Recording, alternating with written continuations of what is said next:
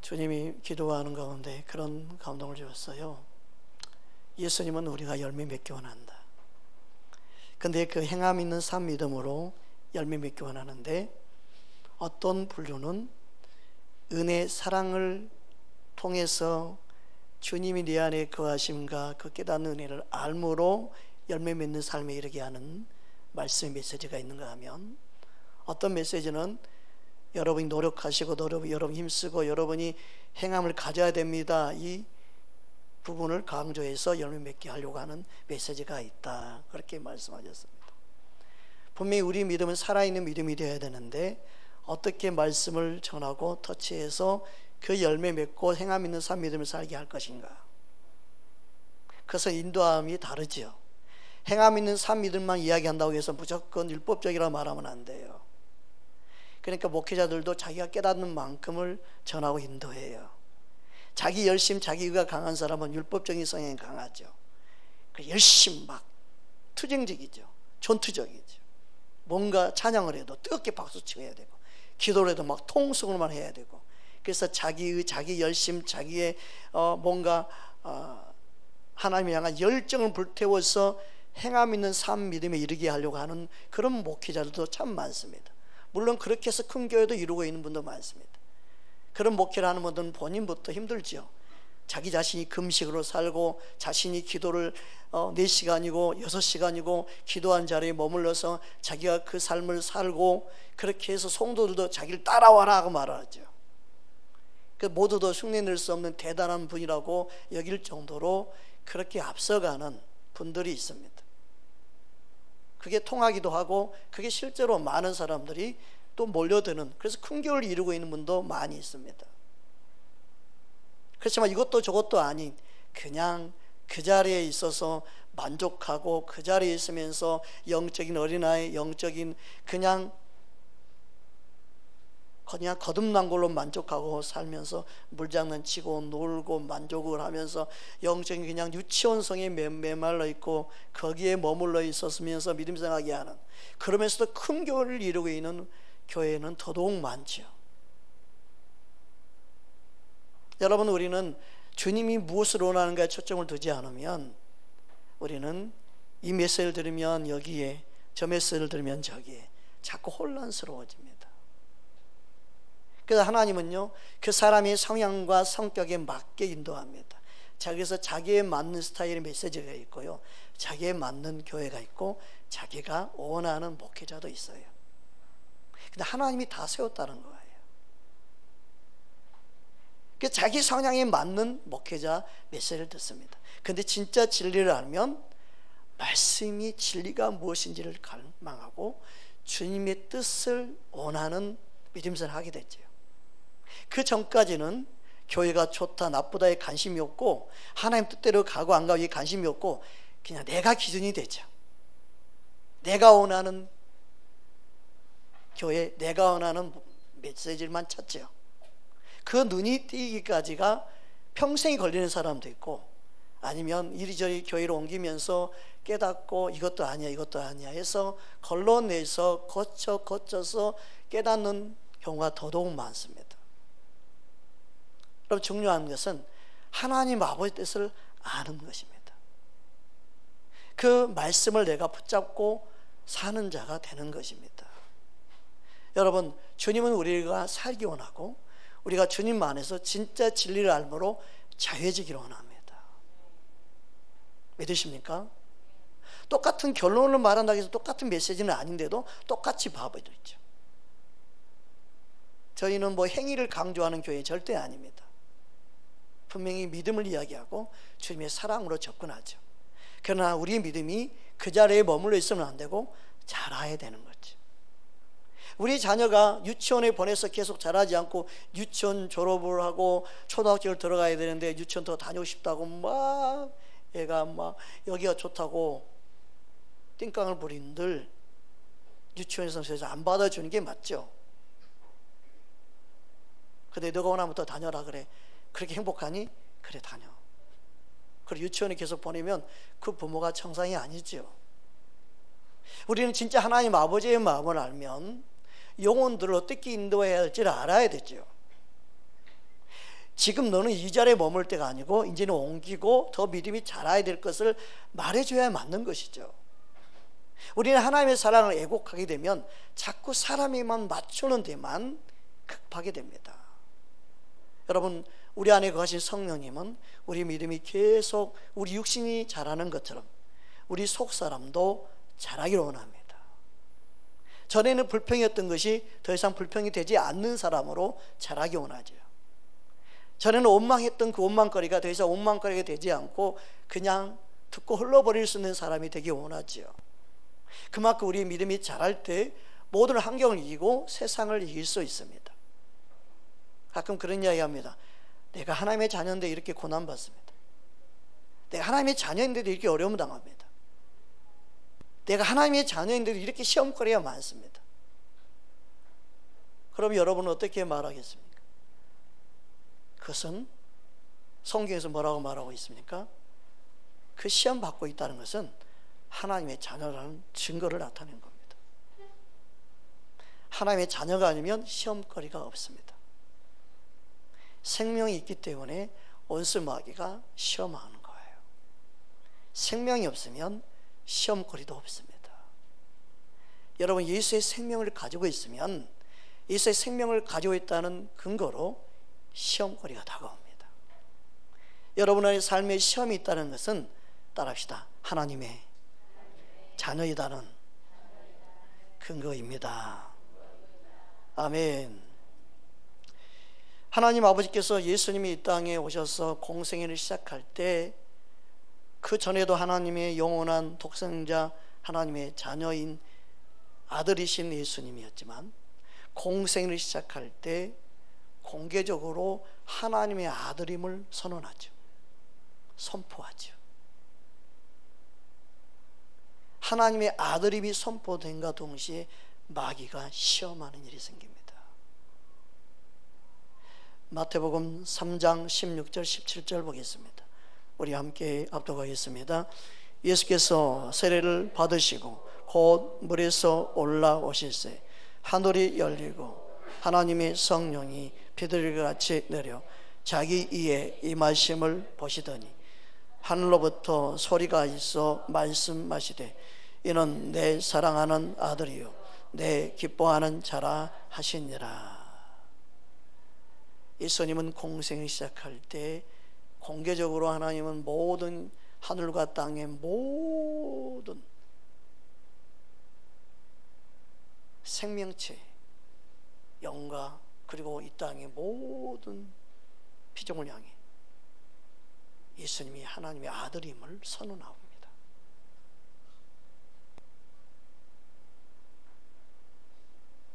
그때 마귀는 공식화한 예수님의 사역이 시작된 것을 알고 마귀는 예수님께 다가옵니다. 예수님은 마귀가 시험한 자임을 알고 대하는 것을 볼 수 있습니다. 마귀는 시험하는 자입니다. 저와 여러분이 하나님의 자녀임을 알고 믿으면 믿을수록 마귀는 저와 여러분을 시험하는 자입니다. 시험한 자 마귀가 예수님께와 다음과 같이 시험합니다. 마태복음 4장 3절입니다. 함께 합독합니다. 시험하는 자가 예수께 나와와서 이르되 내가 만일 하나님의 아들이거든 명하여 이 돌들로 떡덩이가 되게 하라. 이처럼 원수 마귀는 예수님까지도 시험하는 존재입니다. 저와 여러분을 시험하는 건 당연한 겁니다. 중요한 것은 항상 시험만 받고 있으면 안 되죠. 우리는 시험을 이기는 자가 돼야 되죠. 그게 중요한 겁니다. 날마다 시험거리가 와도 시험을 이기는 자가 되는, 시험을 항상 이길 준비가 되어 있는 예수님은 시험을 이기셨습니다. 마귀가 가장 잘 쓰는 용어가 만일 내가 하나님의 아들이었거든. 원수 마귀는 항상 우리 그렇게 접근합니다. 당신이 만일 하나님의 아들이라면, 당신이 만일 진짜 예수를 잘 믿는 그리스도인이라면, 당신이 정말 참 목자라면, 진짜 당신이 목사가 맞다면, 온수 마귀는 당신이 진짜 돈이 많다면, 당신이 진짜 실력이 있다면, 온수 마귀는 사람들에게 접근할 때 만일 당신이 이렇다면 보여주세요. 자신의 능력을 보여주세요.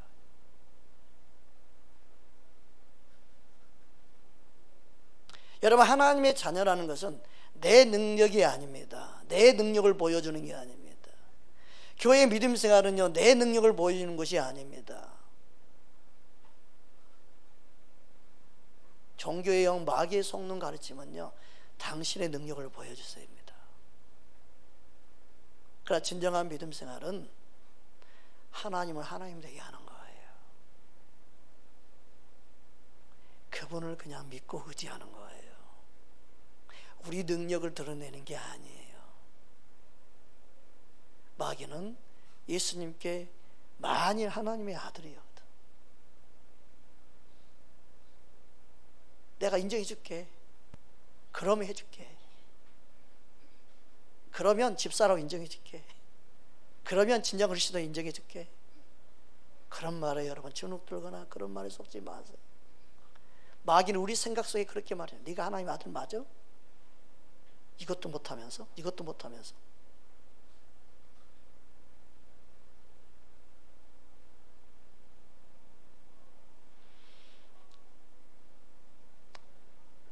너가 진짜 하나님의 아들이거든 돌이 떡이 되게 하라고 합니다.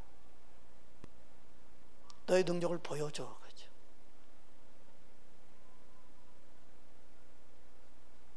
너의 능력을 보여줘. 교회는 세상의 성공을 보여주는 것이 아닙니다. 교회는요, 좋은 차, 좋은 집을 보여주고 자랑하는 것이 아닙니다. 목회는요, 교회를 사랑하는 게 아니라 예수님을 사랑해야 됩니다. 건물을 사랑하는 게 아니고 예수님을 우리는 사랑하는 마음을 가져야 합니다. 사역을 우리는 사랑하면 안 됩니다. 예수님이 사랑하는 영혼을 사랑하는 것, 그 마음이 있느냐가 더 중요하지. 온수 마귀는 이 세상 사람들처럼 뭔가 보여주기 원합니다. 너가 능력이 적이면 교회가 붕된 걸 보여줘.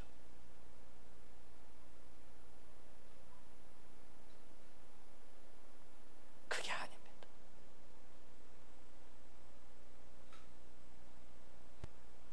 잘 사는 걸 보여주는 게, 믿음이 좋은 것을 보여주는 게 절대 아닙니다. 사람들에게 보여주는 데만 초점 두지 마십시오. 우리는 사람들이 뭔가 보이게 해서 신앙생활하면 안 됩니다. 그것은 마귀에 속고 있는 겁니다. 우리의 믿음 생활은 보여주시기 아닙니다.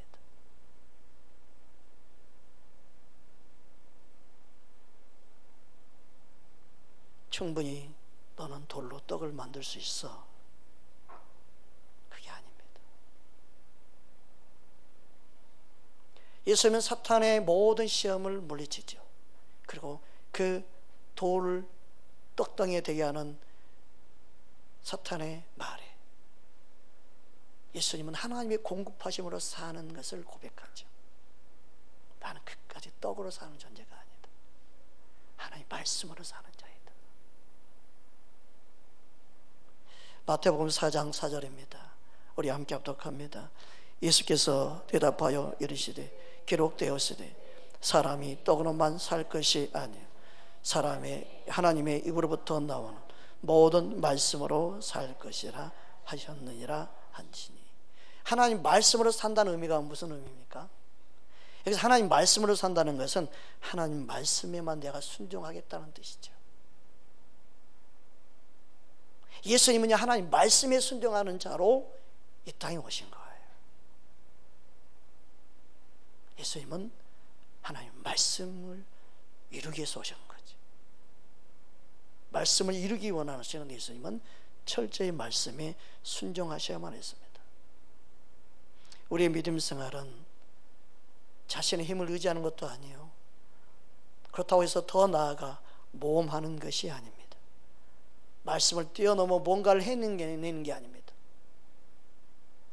뭔가를 뛰어넘어서 뭔가 할 수 없는 걸 해내는 것이 아니고 그냥 우리는 말씀 따라가면 되는 겁니다. 그냥 예수님 따라가면 되는 것입니다. 말씀을 뛰어넘어 뭔가를 하기 원할 때 그것은 하나님을 시험하는 겁니다.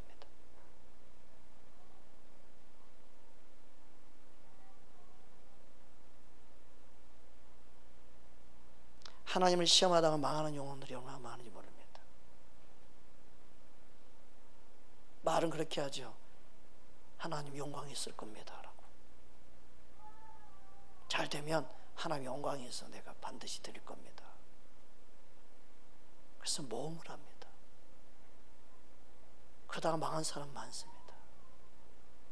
믿음 생활은 모험이 아닙니다. 그냥 말씀에 순종하며 따라가는 겁니다.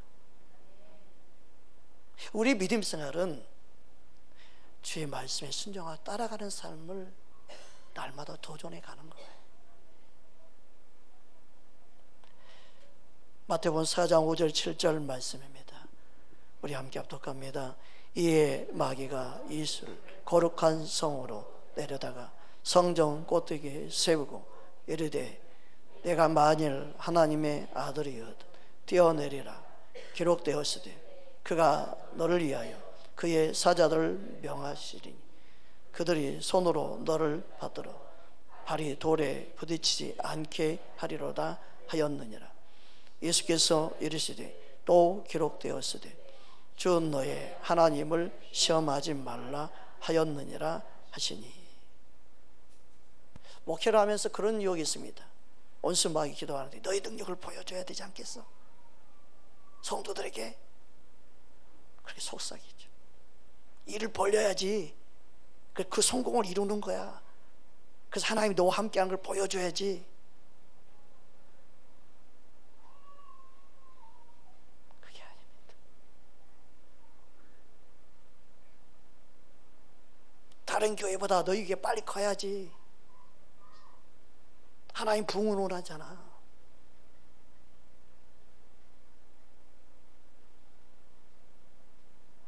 그게 아니에요. 사람들이 착각하고 있어요.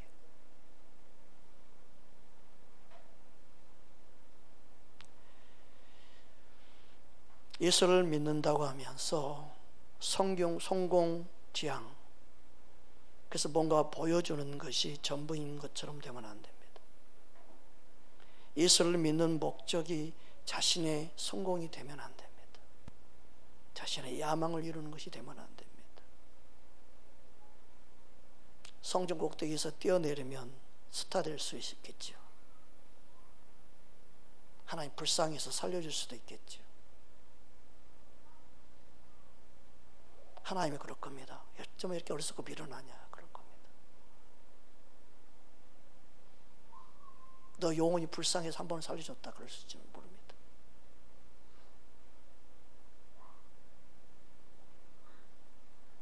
그것을 간증하면서 말하면 되겠습니까? 진리를 모르면 자기가 한 게 다 옳다고 생각하지. 얼마나 많은 사람들이 잘못된 영향을 받고 있는지를 모르고.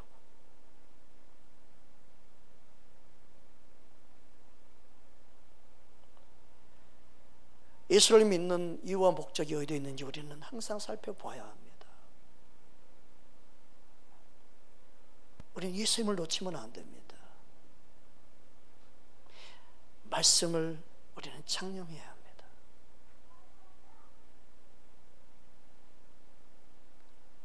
원수마귀가 세 번째 시험이 뭡니까? 온천한 만국을 보여주는 것으로 그를 이끕니다. 마태복음 4장 8절 9절입니다. 함께 합독합니다. 마귀가 또 그를 데리고 지극히 높은 산으로 가서 천한 만국과 그의 영광을 보여 이르되 만일 내게 엎드려 경배하면 이 모든 것을 내게 주리라. 여러분, 좋은 자리에 여러분을 높여주어서 모든 걸 누리게 한다. 가장 큰 어떻게 보면 우리에게 시험일 수 있어요. 당신을 사장 자리에, 당신을 회장 자리에, 당신을 이만한 권리를 누릴 수 있는 자리에, 이만한 특혜를 누릴 수 있는 장소에 내가 당신을 높여서 이 모든 걸 주겠다고 말하는 그 자리에 사람들 올라가기 원하죠. 정치인들의 모든 비리를 보면 그 높은 자리에 올라가기 위해서 수단 방법 가리지 않고 하는 거잖아요. 그 자리에 올라가게만 하면 당신을 성공시켜줄게. 당신 회사는 이제는 다 모든 게 보장돼. 그런 유혹에 다 빠지죠. 그래서 비자금도 조성해주고 모든 걸 다 주는 거 아니겠어요? 그 성공의 자리에 올라가기 원하죠. 남들보다 더 많은 것을 누리며 살기 원하는 그 끝없는 욕심 야망에 사로잡히죠. 사탄은 그렇게 할 수 있다는 거예요. 이 세상은 여러분을 그렇게 할 수 있다고 유혹하지요. 내 말만 잘 들어 그러죠. 그런 곳에 사람들이 몰려들고 그 사람의 줄을 쓰죠. 이용하고 버림받을 거 생각 못하고 이용만 당하고 속는 경우가 더 많죠. 헛된 것을 추구하고 살고 헛된 것을 바라보고.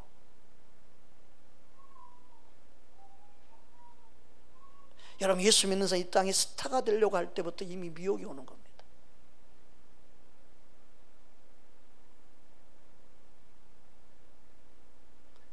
우리의 마음이 항상 겸손한 자리에 있는 것이 복입니다.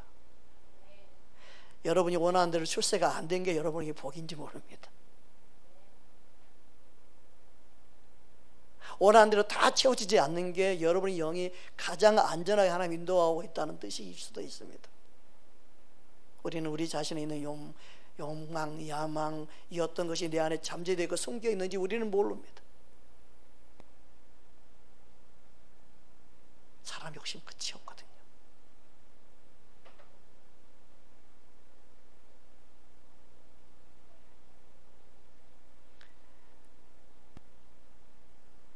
예수님은 하나님만 섬긴다는 그 중심을 가지고 있었습니다. 다른 그런 거 원치 않아. 예수님은 오직 하나님 아버지 말씀에 순종하고 말씀을 이루러 오신 거지 그 세상 부귀 영화를 누리러 온 게 아니었어요.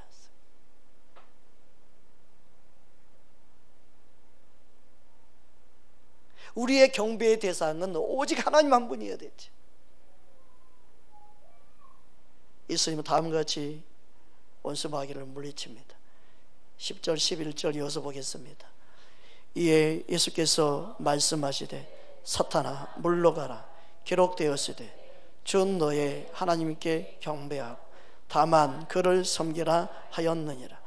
이에 마귀는 예수를 떠나고 천사들이 나와서 수종드니라. 오늘날 마귀는 우리에게 나타나는 게 아니라 생각을 집어넣었습니다. 여러분의 생각을 예수 이름으로 떠나갈지어다고 선포해야 됩니다. 그런 유혹이 여러분의 생각에 들어올 때부터 예수 이름 물러갈지어다 외쳐야 합니다. 여러분의 생각을 지켜야 합니다. 그런 생각을 가지고 있으면 온수 마귀는 그럴 만한 사람을 여러분이 붙여버립니다.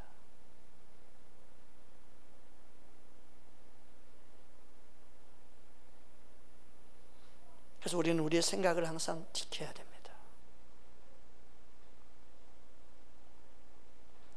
예수님은 하나님 말씀에 순종하는 삶, 그것을 우리에게 가르치시고 그것을 우리에게 보여주셨습니다. 히브리서 5장 7절에서 9절 말씀입니다. 오늘 본문 말씀 함께 합독하겠습니다. 그는 육체에 계실 때 자기를 죽음에서 능히 구원하실 이에게 심한 통곡과 눈물로 간구와 소원을 올렸고 그의 경건하심으로 말미암아 들으심을 얻었느니라.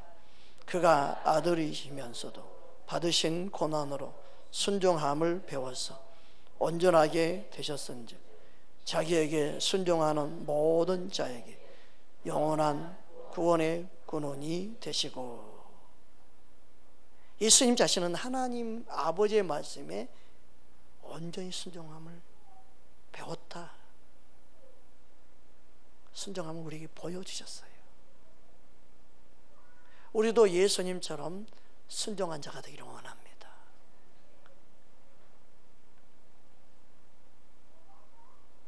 그래서 예수님의 순종은요, 이 세상에 계시면서 모든 원수마귀와 이 세상 모든 생명체, 피조물 세계에 예수님이 어떤 분인가를 보여주신 거예요. 예수님은 철저히 순종하신 분임을 보여주신 거예요.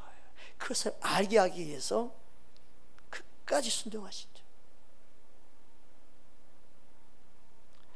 요한복음 14장 30절 31절입니다. 우리 함께 합독하겠습니다. 이후에는 내가 너희와 이 세상에 임금이 오겠습니다. 그러나 그는 내게 관계할 것이 없으니 오직 내가 아버지를 사랑하는 것과 아버지께서 명하신 대로 행하는 것을 세상이 알게 하려 함이로다. 일어나라, 여기를 떠나자 하시니라.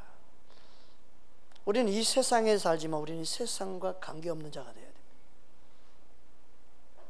우리는 예수님께 속한 자로 이 세상을 살아가야 됩니다.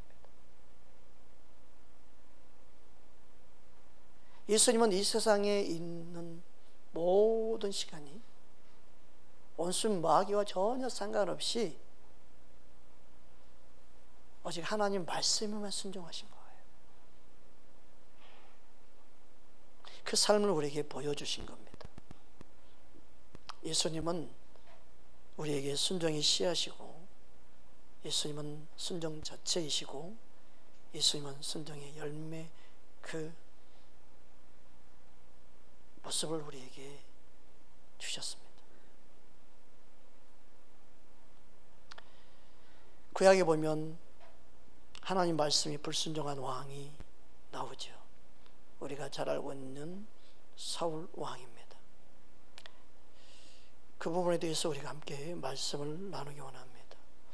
그래서 우리가 어떤 것이 순종이고 불순종인지 우리의 내면을 볼 수 있기를 원합니다. 사무엘상 12장 14절 15절 말씀입니다. 순종의 열매가 있고 불순종의 열매가 있음을 말씀하고 있습니다. 함께 합독합니다.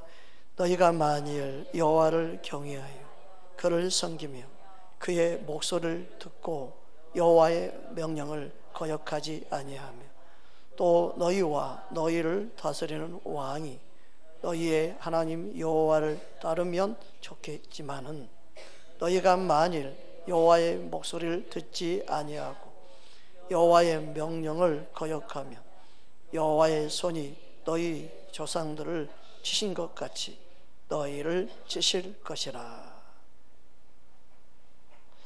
말씀에 순종하면 좋겠지만 그러지 않을 때는 하나님이 너희 조상들을 치는 것처럼 너희도 칠 것이다.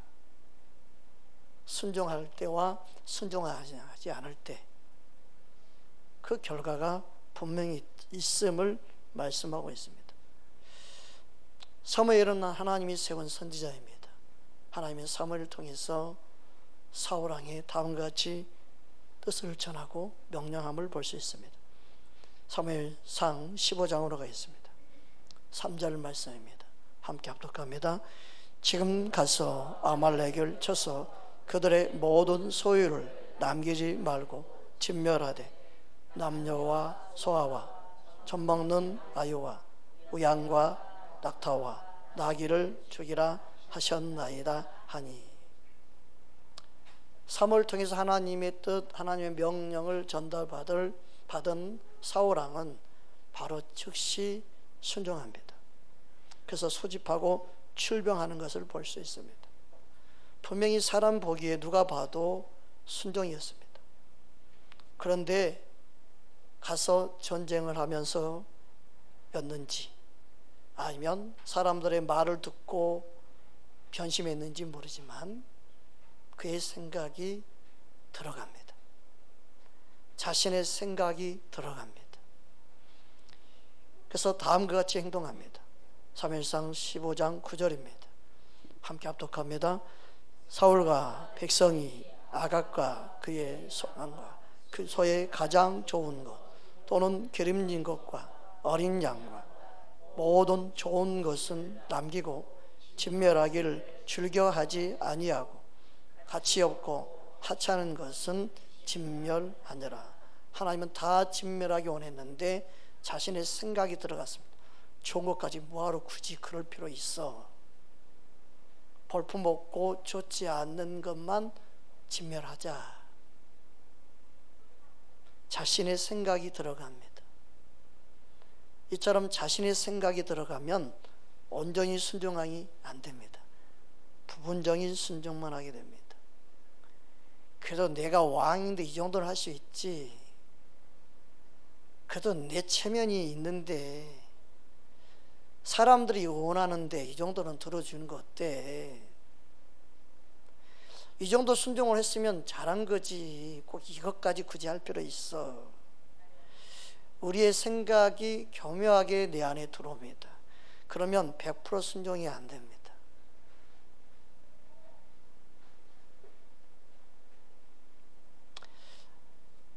이런 모습을 본 하나님은 사울 왕을 왕으로 세운 것 자체를 후회하신다고 말씀하고 있습니다. 사무엘상 15장 11절입니다. 함께 합독합니다. 내가 사울 왕으로 세운 것을 후회하노니 그가 돌이켜서 나를 따르지 아니하며 내 명령을 행하지 아니하였음이니라 하신지라. 사울이 근심하여 온 밤을 여호와께 부르짖으니라. 죄를 지은 사람은 따로 있는데 죄를 짓지 않은 선지자 사무엘은 밤을 새워가면서 기도합니다.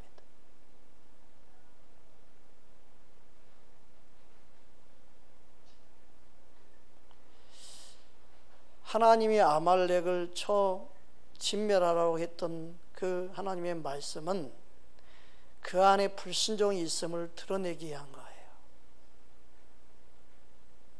그래서 그가 돌이키지 아니하고 나를 따르지 아니함을 보신 거예요. 그 마음에 있는 것을 실제로 드러내서 보게 하신 거예요.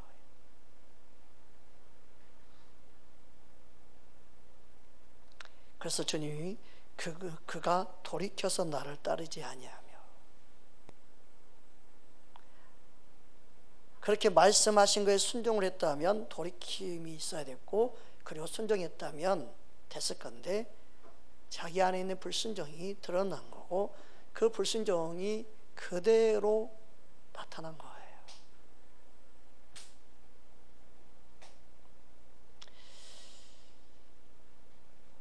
사울 왕은 보이는 사람 앞에 순종한 것처럼 보였습니다.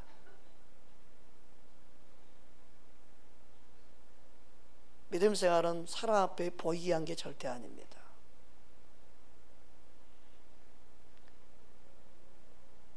사울은 끝까지 자신의 마음을 커튼을 쳐서 숨깁니다. 자신을 합리화, 정당화시켜서 정당화 커튼 뒤에 숨고 합리화 커튼 뒤에 숨어서 자기를 계속 합리화만 시키고 있습니다. 사무엘상 15장 13절입니다. 함께 합독합니다. 사무엘이 사울에게 이른즉 사울이 그에게 이르되 오나옵건대 당신은 여호와께 복을 받으소서. 내가 여호와의 명령을 행하였나이다 하니. 지금 사무엘은 하나님의 음성을 듣고 하나님의 명령으로 왔는데 밤새 기도도 하고 하나님 후회하신다는 음성까지 다 듣고 왔는데 끝까지 사울은 자신을 합리화시키고 정당화시킨 커튼 뒤에 숨어 있습니다.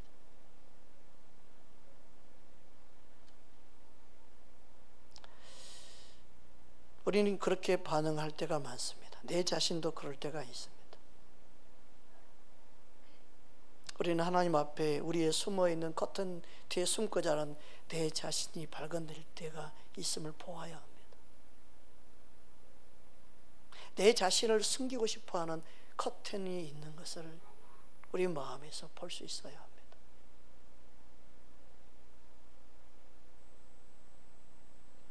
사무엘은 사울왕의 말을 듣고 그들을 받아들인 게 아니죠. 더 명확하게 구체적으로 지적해 줍니다. 다음 14절 보겠습니다. 함께 합독합니다. 사무엘이 이르되 그러면 내 귀에 들려오는 이 양의 소리와 내게 들리는 소의 소리는 어찌 재미니까 하니라. 이 정도 들으면 양심의 가책을 받아 회개해야 맞습니다. 그런데도 끝까지 자신을 정당 합리화시키고 맙니다. 불순종은 항상 이렇게 자신을 숨기게 만듭니다. 우리는 이런 유혹에 빠지면 안 됩니다. 말씀이 빛이 비춰지면 네 그렇습니다, 제가 그렇습니다라고 인정하는 마음이 필요합니다. 어떤 사람은 그러죠. 지금은 사무엘은 그냥 말씀만 전해줬는데, 그럼 당신은 그렇죠. 목사 당신은, 그게 미혹입니다. 말씀만 전하고 있을 뿐이지, 말씀을 전하는 통로일 뿐인데 그 사람을 공격하는 것은 어리석은 겁니다. 사무엘의 말씀에 순종을 안 하고는 사무엘과 하나님과 관계고, 지금은 말씀을 전달하는 자로 왔으면 그 전달한 메시지를 듣느냐 안 듣느냐는 것은 본인 책임인데 누구를 물고 늘어질 필요가 있을까요? 그런데 우리는요, 그럴 때가 많습니다. 말씀을 전하는 목사를 먼저 공격할 때가 많죠. 상관없는 일인데, 전혀 상관없는 일인데 우리는 하나님 말씀에 반응하는 자가 되어야 합니다.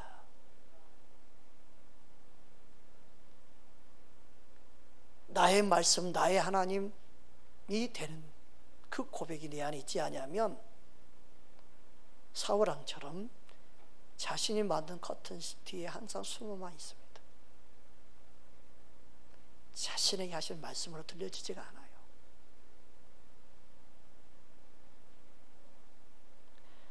사무엘상 15장 15절 말씀 보겠습니다. 어떻게 정당화시키고 합리화시키고 있는지 우리 함께 보겠습니다. 함께 합독합니다. 사울이 이르되 그것은 무리가 아말렉 사람에서 끌고 오는 것인데 백성이 당신의 하나님 여호와께 제사하려 하여 당들과 소들 중에서 가장 좋은 것을 남김이요 그 외의 것은 우리가 진멸하였나이다 하는지라. 당신의 하나님을 위해서. 여러분, 믿음 생활은요, 당신 때문에 가면 안 돼요. 내가 당신 때문에, 당신이 섬기는 교회에 의해서 그러면 안 돼. 당신 믿는 하나님을 내가 가줄게. 당신 믿는 교회에 내가 가줄게. 당신이 다니고 있는 교회, 당신이 믿는 하나님 아니에요. 나의 하나님, 나의 아버지, 나의 교회, 모든 게 나를 위해 주신 거예요. 믿으십니까? 나의 하나님이 고백이 돼야 되죠. 나를 위해 모든 환경을 주셨는데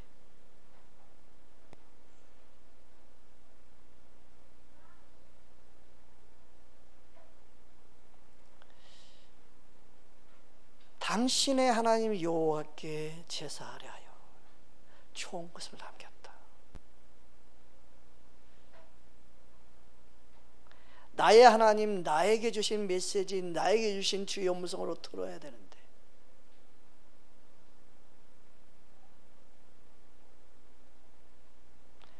여러분, 우리는 나의 하나님께 내가 예배하며 봉사하며 충성하며 나의 믿음을 보여야 합니다. 나의 믿음으로 나아가야 합니다. 있는 모습 그대로.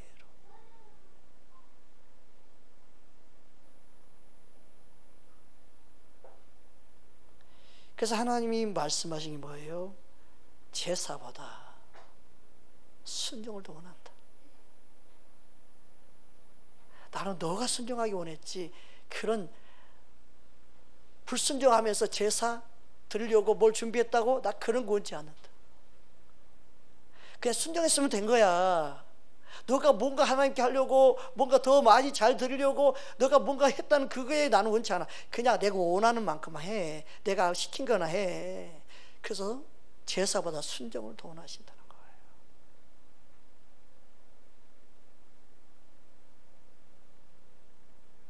너 가지고 있는 내가 다 가지고 있거든. 너 그거 내가 다 있어. 너 굳이 안 줘도 돼. 그냥 내가 시킨 거나 좀 해.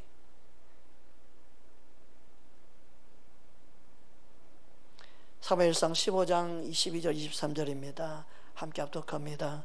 사무엘이 이르되 여호와께서 번제와 다른 제사를 그의 목소리를 청종하는 것을 좋아하심과 같이 좋아하시겠나이까.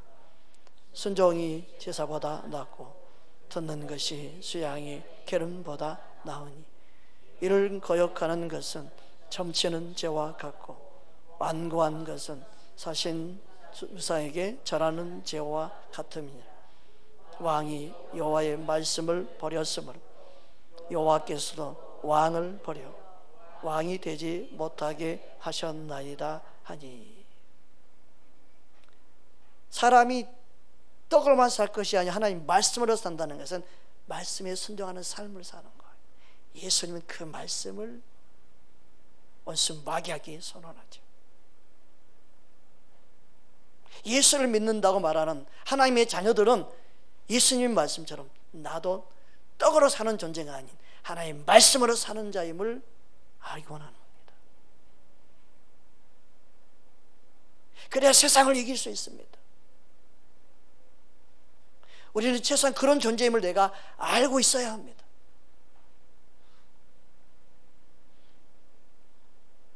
하나님 말씀에 거역할 때마다 이 세상의 신 원수 마귀는 힘이 세집니다. 예언이 더 강해집니다. 하나님의 백성들이, 하나님의 교회가 하나님 말씀을 떠나 거역할 때마다 이 세상의 세력, 원수 마귀 귀신의 세력은 커집니다. 그러나 하나님의 자녀들, 하나님의 백성들이 하나님 말씀에 순종하고 따를 때 이 세상의 원수 마귀 힘은 약해집니다.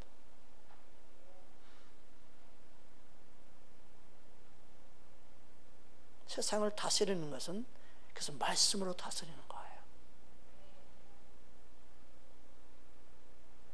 내가 말씀에 순종하면 할 때 마귀의 세력은 약해집니다.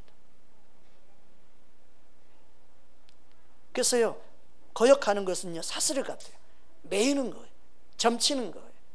더 원수 마귀를 불러들인 것 같은 거예요. 그래서 사슬이라고 말하는 거예요. 마귀 역사가 더 강해지는 거예요. 사람들이 왜 흑암과 사망의 그늘에 앉습니까? 점점점 어둠이 덮어요. 그 지역, 그 땅에 어둠이 왜 다스립니까? 다른 게 아닙니다.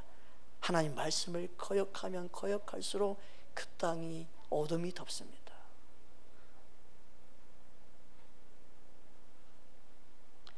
시편 107편 10절 11절 말씀입니다. 우리 함께 합독합니다. 사람이 흑암과 사망의 그늘에 앉으며 공고와 쇠사슬에 매임은 하나님의 말씀을 거역하며 지존자의 뜻을 멸시함이라. 아멘. 어떤 분이 그래요. 목사님은 앞으로 유명해질 때가 올 거래. 아니요, 유명이 상관없어. 난 천국에서 이미 유명한 자예요. 이 세상에 유명한 거 필요 없어요. 나는 이미 천국에서 유명한 자예요. 나는 천국의 스타예요. 그렇게 말한 적이 있어요. 이 세상에 아무것도 아니에요. 여러분, 우리는 주님 앞에 스타가 되는 게 더 중요하죠. 주님이 아신 바 되면 되죠.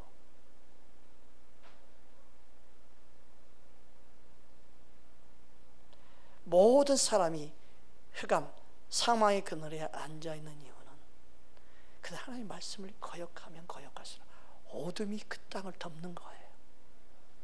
어둠의 세력이 더 강력해지는 거예요.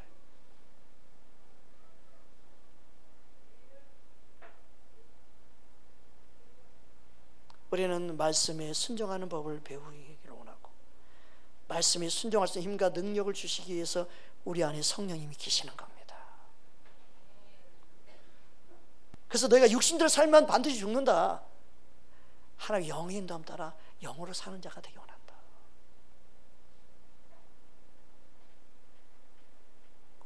우리의 속사람과 우리 겉사람의 싸움이 우리의 믿음 생활이에요.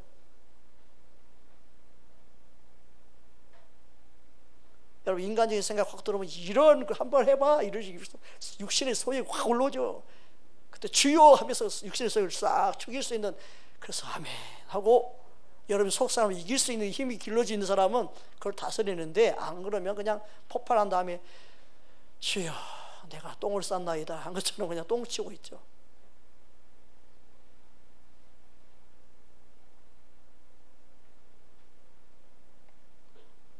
성령을 쫓아야 하는, 그 승리를 맛보며 살기 원하는 그 부르심을 우리를 이끌고 계시죠. 근데 우리 주님은요, 우리 모든 걸 다 알고 계시, 다 알고 계시. 우리의 실수도 우리 부족함도 다 알고 계시. 그런데 우리가 나갈 방향이 똥을 싸서 똥을 이기면서 거기에서 눕고 자고 하는 짐승처럼 사는 거 원치 않고요, 그것을 깨끗이 씻고 날마다 새롭게 해서 어제 실수를 오늘 안 하기 원하는 새로운 마음으로 새 날을 주셔서 새롭게 날마다 살아가기 원하는 그 길로 우리를 이끌어 가신다는 거예요.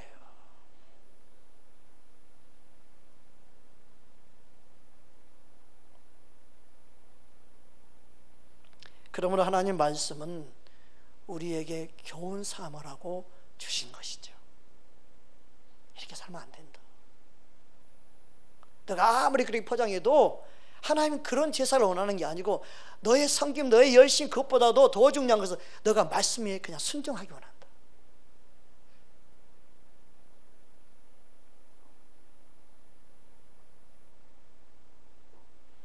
로마서 15장 4절입니다. 우리 함께 합독하겠습니다. 무엇이든지 전에 기록된 바는 우리의 교훈을 위하여 기록된 것이니 우리로 하여금 인내로 또는 성경의 이로로 소망을 가지게 함이니라.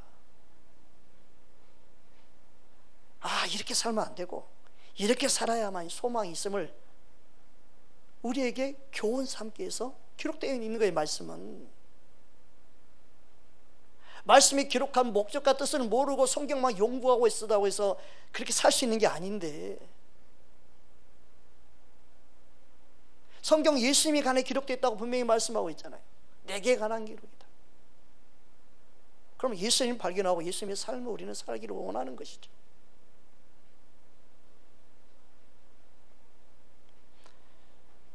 고린도전서 10장 11절 말씀에도 보면 말씀을 본보기로 말씀에 사는 우리들에게 깨우치기 위해서 기록됐다고 말씀하고 있습니다. 우리 11절 함께 합독합니다. 그들에게 일어난 이런 일을 본보기가 되고 또한 말세에 만날 우리를 깨우치기 위하여 기록되었느니라. 그래서 하나님 말씀이요, 우리를 위한 거예요. 나를 위한 거예요. 집에 온종일 있어도 성경을 보고 싶은 마음이 있는지 없는지 관심도 없고, 성경이 어디 있는지 찾지도 않고, 요즘에 성경 자체 들고 다니지 않으니까.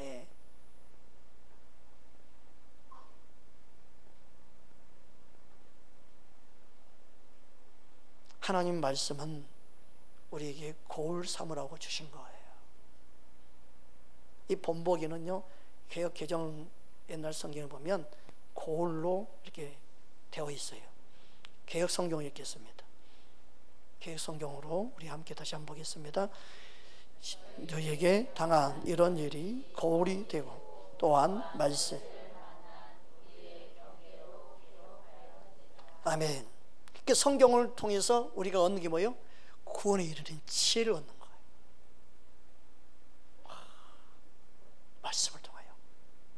그 성경이 말씀이 엄청난 나를 위한 교훈으로 주신 거예요. 세상의 어떤 간증보다도 하나님 인정하는 간증이에요. 실질적인 성경에 나오는 인물이 지어져 있는 이름, 사람이 만들어 놓은 이름이 있을까요? 다 역사적인 실제 사실의 이름이에요. 놀랍지 않아요? 성경에 나온 모든 인물들이 실제로 이 땅에 살았던 사람들이에요. 어떤 대화 소설보다, 어떤 역사적인 어떤 책보다도 실제적인 책이 성경이에요.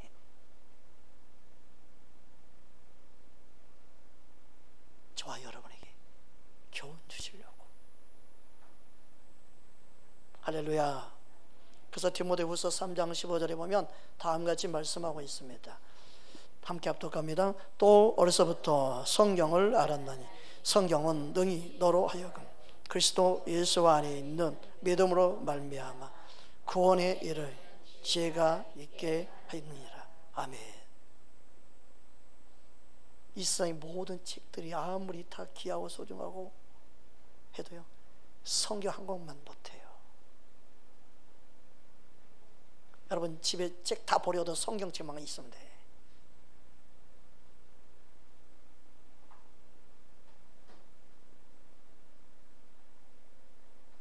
정말입니다. 성경 자체가 지혜의 말씀입니다. 성경 말씀 그 자체가 참된 스승의 말씀입니다. 이 세상 모든 것은요, 피곤하게 만듭니다. 전도서 12장 11절 12절 말씀입니다. 함께 합독합니다. 제자들의 말씀은 찌르는 채찍들을 갖고 회중의 스승들의 말씀은 잘 박힌 목 같으니 한 목자가 주신 바이니라. 내 아들아, 또 이것들로부터 경계를 받아라. 많은 책들을 짓는 것은 끝이 없고 많이 공부하는 것은 몸을 피곤하게 하느니라.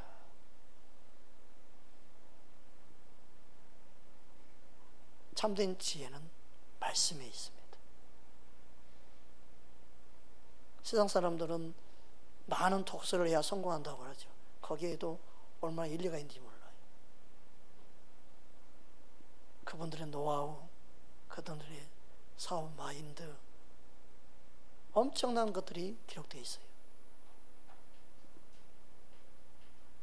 그런데 우리 영혼을 살리고 우리 영혼이 하나님의 뜻에 순종하기 원한다면 하나님의 뜻이 기록되어 있는 말씀을 붙잡아야 합니다.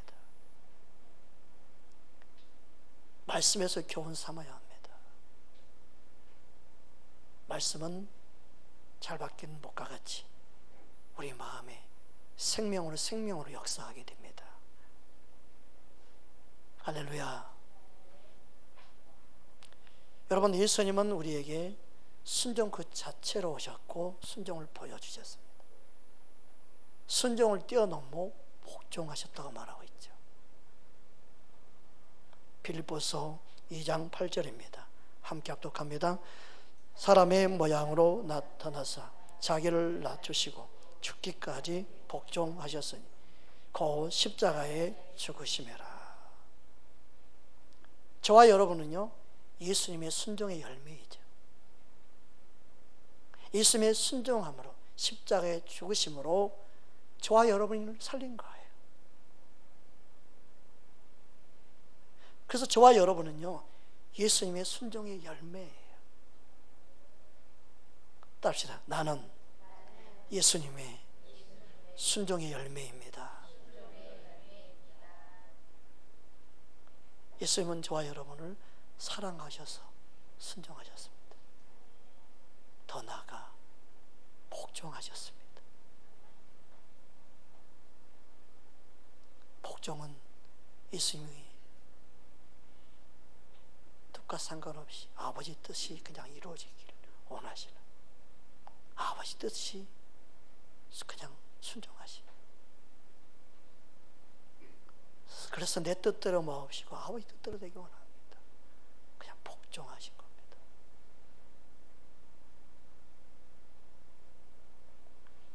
로마서 5장 18절 19절은 다음과 같이 그래서 말씀하고 있습니다. 함께 합독합니다. 그런즉 한 범죄로 많은 사람이 정죄를 이룬 것 같이 한 의로운 행위로 말미암아 많은 사람이 의롭다 하심을 받아 생명에 이르렀느니라. 한 사람이 순종하지 아니하므로 많은 사람이 죄인 된 것 같이 한 사람이 순종함으로 많은 사람이 의인이 되리라. 예수님의 순종으로 저와 여러분이 의인이 되었습니다. 이 사실을 총발한다면 나는 불순종하는 것이 더 이상 내 안에 습관처럼 돼 있으면 안 되죠. 불순종하며 사는 삶이 죽는 것보다 더 어려워야 돼 맞는 거죠. 불순종을 밥 먹듯이 하면서 자신을 합리화시킬 수는 없죠.